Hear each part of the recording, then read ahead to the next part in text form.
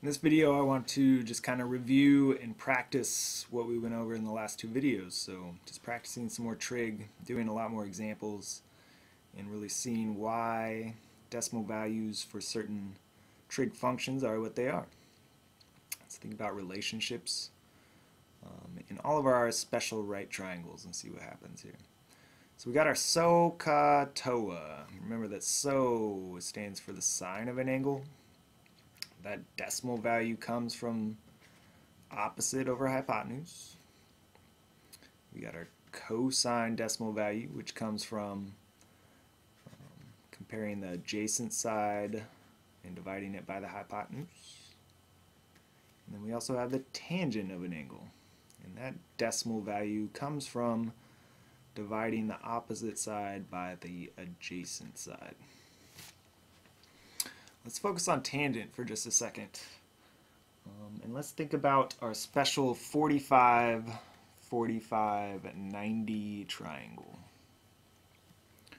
So if we draw a right triangle here, just sketch it out, and know that we have a 45, 45, 90 right triangle.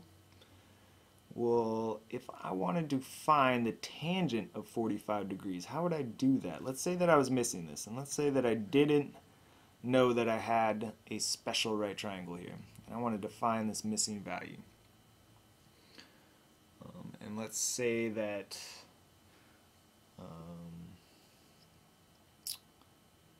we knew hypotenuse, maybe?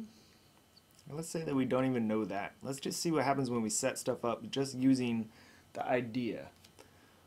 So I want the tangent of an unknown angle. I don't know it's 45, and I want to set it up to be opposite over adjacent.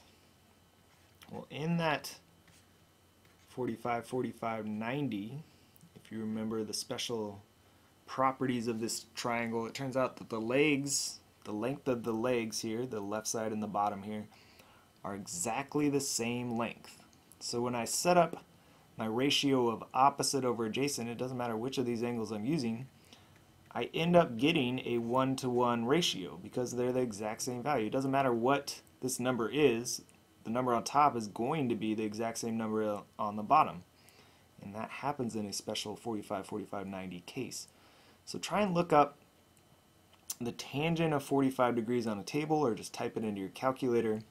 See what you get. You should get 1. And that is because the tangent of a 45 degree angle comes from a special 45, 45, 90 triangle. And the tangent of 45 is going to be equal to one side over another side, and those two sides are the same exact value. So you get a ratio of 1-to-1 or just 1. So that's a special case of tangent. Let's think about special cases in sine and cosine. Let's see what we get here.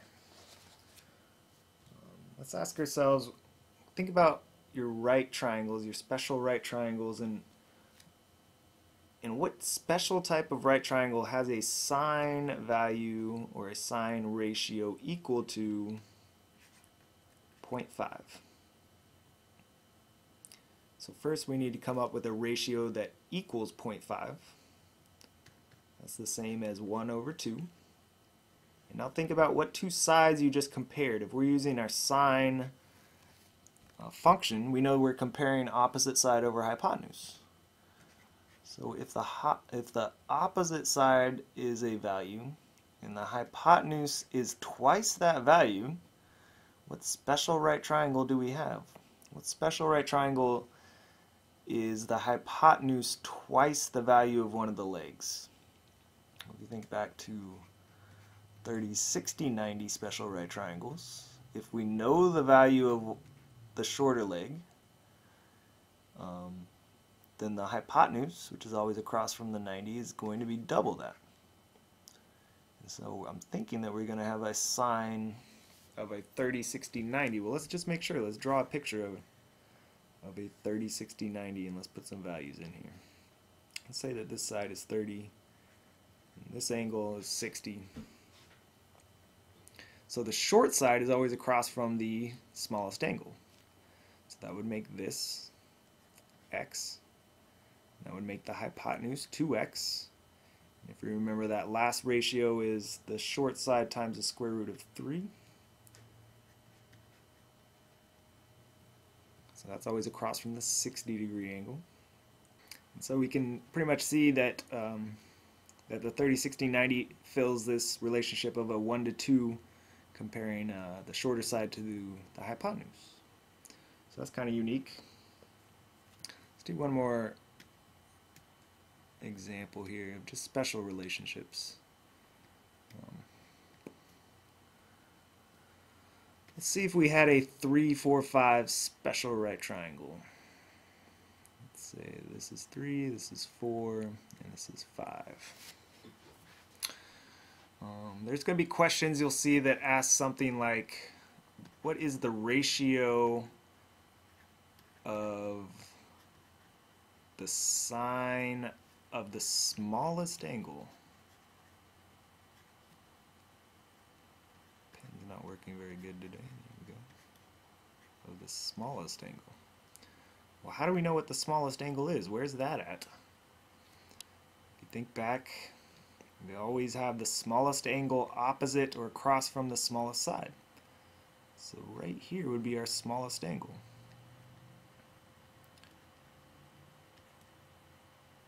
So if we want to find the sine, or the ratio of the sine of the smallest angle, then we're looking relative from this angle. We want sine, that's SOH, our SO, which means that we want to set up opposite over hypotenuse relative to that angle. So we know we want the sine of x equal to what's opposite over what the hypotenuse is. Well, what's across from our opposite x? 3. And what's our hypotenuse? That's always across from the right angle. It's 5. So the sine ratio of the smallest angle is 3 over 5. If you actually wanted to solve and find that angle, you would turn this into a decimal and then hit your inverse sine button on your calculator, or look up that value on a trig table.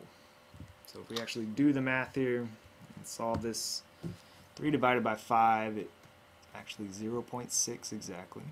And if we try and match that up with the closest thing under the sine column of our table, find that it's approximately 37 degrees. And if you type in 0.6 into your calculator and hit the inverse sine button, it should tell you 36 point something. Mine says 36.8, which rounds closer to 37. So when you're using trig, we're always pretty much rounding values, and we're getting approximate values, and that's really what the squiggly equal sign represents, is an approximate value. It's not exactly 37 degrees, it's just approximately 37 degrees. So as long as we're not building anything that may fall down and injure people, we're allowed to round and give approximate values. Alright, let's get into some examples here. Practicing more examples. Really practicing recognizing which of our trig functions we want to use based on the values given. So what if we had a triangle, a right triangle, that looked something like this? Here's our right angle. And we're given that amount of information there. Think about which trig function you want to use. Always relative to the angle that you decide to use, or relative to the only angle that they give you. So we're only given 26 degrees, we want to use 26 degrees. We know we're going to use some trig function right here, and we got to figure out which one it is. So figure out the parts of the triangle relative to the angle. Well, we have a side that's touching it, but not the hypotenuse, so we know that's our adjacent side. And we have the side across from the right angle. Well, we know that's our hypotenuse side. So which trig function can we use if we're given adjacent and hypotenuse, or a and h? That goes with our cosine.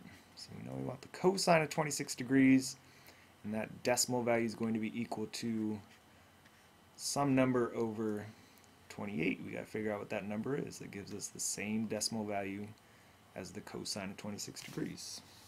So if you look that up on your table or type it into your calculator, you should get 0.8988. And we cross multiply to solve, so we get x is equal to 0.8988 times 28, and it turns out to be approximately 25. So the length of this side is about 25. Alright, let's do another one. I think the hardest part is generally figuring out which trig function to use. But again, if you focus on the angle that's given, and what sides are given relative to that angle, it should all fall into place. We're given this angle of 53 degrees, and how do the other sides match up with that angle? How do they relate? So we're not given the side touching the angle, we're given the side across from the angle, so that's our opposite side. And again, we're given the side opposite the right angle, that's still the hypotenuse. So we know we want some trig function of 53 degrees equal to O over H. Well, what goes with O and H? That would be our SO, or sine. So we know we want to use the sine and set up the opposite side over the hypotenuse. So find the decimal value of 53 degrees under your sine column. Type it into your calculator and you should get 0.7986 or something close to that. Set up your proportion and cross multiply to solve. So that side ends up being whatever 18 times 0.7986 is. And it should be something close to 14.4 or 3, which we could round to approximately 14. So the length of this side is about 14. Let's do another example. We'll just keep doing examples until we run out of time. Let's do some where we're missing our angle instead here.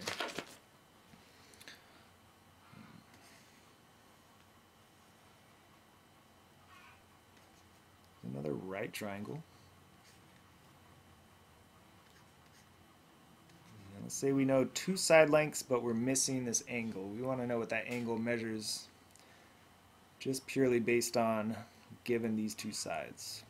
We'll think about standing where this angle is, and are we given adjacent, opposite, or hypotenuse? Well, we know we're given hypotenuse because we're given the side across from the right angle.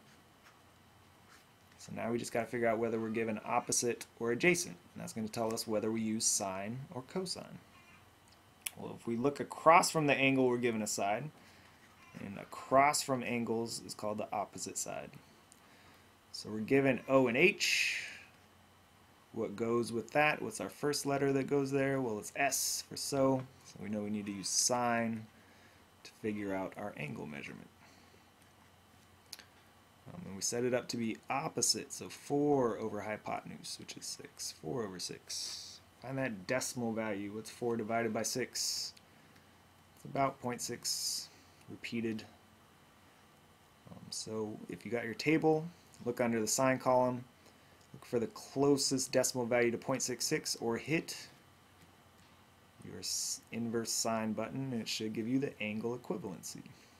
So 0.66 under the sine column is approximately 42 degrees. So that's our angle measurement. Let's try one more. See if we got time here. If we're given a crazy value like this, like the square root of a number, well, we can still use it. It might help just to turn it into a decimal, in which case we would use approximately 3.6. Just type in 13, hit your square root button, it should give you something close to 3.6. And now we can use that to figure out our missing side.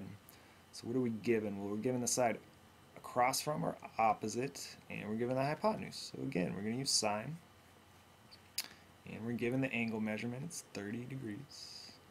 Might actually be able to use your special right triangles to figure it out instead, but got O over H, so x over 3.6. 30 degrees is 0.5 under the sine column, so when we cross multiply, we end up getting approximately 1.8 or 2. All right. Keep practicing your trig. Good luck.